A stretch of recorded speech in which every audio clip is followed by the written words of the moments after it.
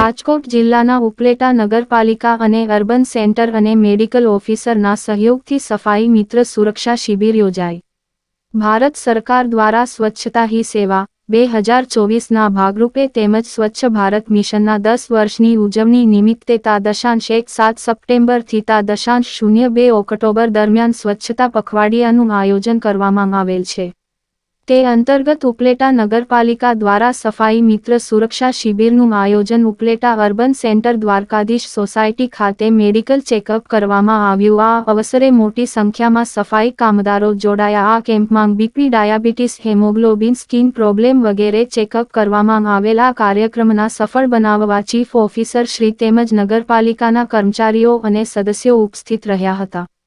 Report Sarfaraz કોડી, ઉપલેટા.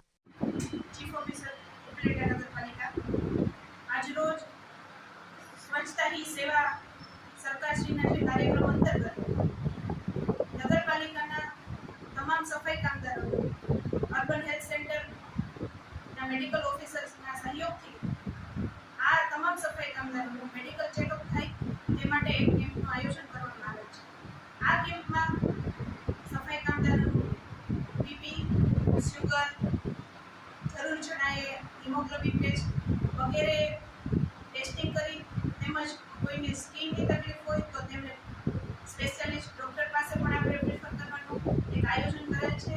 અને બહોળા પ્રમાણમાં તમામ સફાઈ કામદારો આજરોજ આ કેમ્પમાં જોડાય અને તેમના હેલ્થ બાબતે અવેરનેસ આવે સાથે તેવું માર્ગદર્શન પણ આપવામાં આવેલ છે.